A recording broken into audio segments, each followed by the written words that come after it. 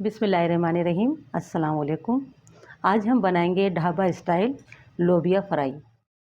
बहुत ही मज़ेदार बनता है। आप इसे रोटी के साथ खाएं, चपाती के साथ खाएं, आप इसे चावल के साथ भी खा सकते हैं।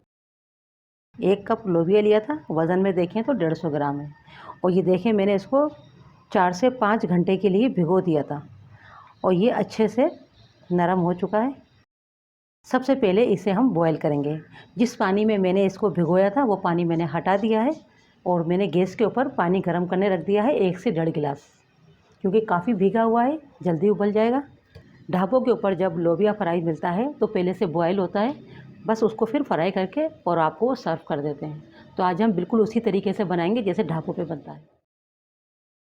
बॉयल आ गए और जो झाग इसके ऊपर आ रहे हैं इन्हें हमें हटा लेना होता है। अब इसे हम पकने देंगे मीडियम गैस के ऊपर जब तक ये अच्छे से 90% बॉयल ना हो जाए। अच्छा सा गला हुआ होना चाहिए लोबिया। देखिए, लोबिया को हमें इतना गलाना होगा, इससे ज़्यादा अगर गलाएंगे तो ये मेशी हो जाएगा। और ये पानी जो इसका है इसको भी हम वेस्ट नहीं करेंगे, इसे भी हम यूज़ करेंगे। लोबिया अच्छे से गल चुका है हमारा। अब इसका हम मसाला तैयार करेंगे। हांडी के अंदर मैंने लिया है 1/4 कप ऑयल। आप यहाँ पर घी में भी बना सकते हैं और ऑयल को या घी को आप कम ज़्यादा कर सकते हैं।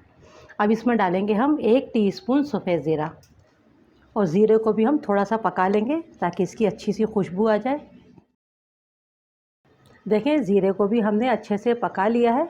अब इसमें डालेंगे हम 1 मीडियम प्याज, जिसे मैंने छोटा चॉप कर लिया है। प्याज को भी हमें ज़्यादा नहीं पकाना होगा, सिर्फ इतना पकाना है कि 4 से 5 मिनट के प्याज अच्छे से सॉफ्ट हो जाए। और गैस को यहाँ पर हम मीडियम ही रखेंगे। देखिए, प्याज को हमें इतना ही पकाना होगा, इससे ज़्यादा नहीं पकाना है। 1 टीस्पून डालेंगे लहसुन अदरक का पेस्ट। थोड़ा सा लहसुन अदरक के पेस्ट को भी पका लेना है ताकि इसकी स्मेल ख़त्म हो जाए। देखें, लहसुन अदरक को भी हमने अच्छे से भून लिया है। अब इसमें डालेंगे कुछ मसाले। 1 टीस्पून लेंगे लाल मिर्च का पाउडर, ½ टीस्पून लेंगे गरम मसाला पाउडर, 1 टीस्पून लेंगे भुना हुआ कुटा हुआ साबुत धनिया, इससे बहुत अच्छा फ्लेवर आता है। हल्दी लेंगे यहाँ पर हम 1/4 टीस्पून, ज़्यादा नहीं लेनी होगी। इन्हें भी हम मसालों को थोड़ा सा भून लेंगे। देखिए, 1 मिनट करीब हमने मसालों को भून लिया है। अब इसमें हम डालेंगे 1 टमाटर, जिसे मैंने इस तरह से चॉप कर लिया है। आप चाहें तो काट के भी डाल सकते हैं, मगर इस तरह से ये जल्दी मैश हो जाता है और फ्लेवर में कोई फ़र्क नहीं आता है। और साथ ही हम डाल देंगे इसमें नमक आप अपने टेस्ट के मुताबिक डालिएगा। मैं यहाँ पर सिर्फ 1 टीस्पून नमक ले रही हूँ। और इस मसाले को भी हम 2 से 3 मिनट अभी भून लेंगे टमाटरों के साथ। देखिए, टमाटर डाल के भी हमने अच्छे से मसाले को भून लिया है। अब इसमें डालेंगे हम दही। टमाटर मैंने 1 लिया था तो इसलिए दही में यहाँ लूँगी 2 खाने के चम्मच। दही डालने से मसाले की ग्रेवी जो है बहुत ही मज़ेदार हो जाती है। आप चाहें तो सिर्फ दही के साथ भी बना सकते हैं। अब थोड़ा सा इसे हम मज़ीद 3 से 4 मिनट पकने देंगे, दही के साथ भी। कवर कर देना है, 2 से 3 मिनट इसे दही के साथ भी पका लेंगे। दही के साथ हमने 3 मिनट करीब अच्छे से पका लिया है। अब इसमें हम डालेंगे हरी मिर्चें। मैंने 3 अदद हरी मिर्चें ली हैं और इन्हें इस तरह से कट कर लिया है। और साथ ही हम डालेंगे सौंठ का पाउडर।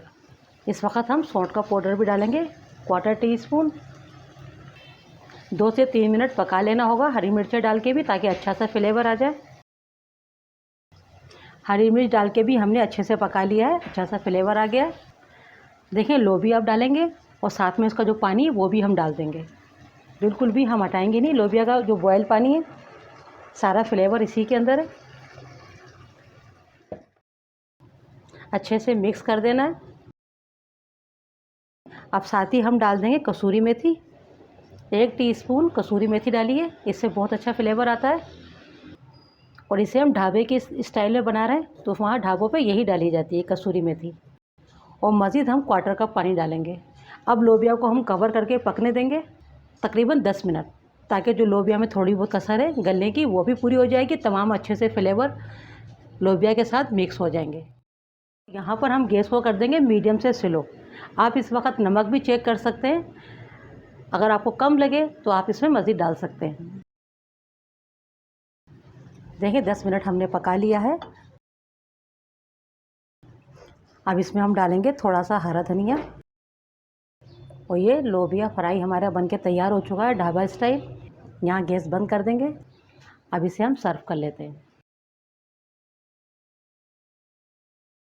बहुत ही मज़ेदार बनता है। आप इसे रोटी के साथ खाएं, चपाती के साथ खाएं, आप इसे चावल के साथ भी खा सकते हैं।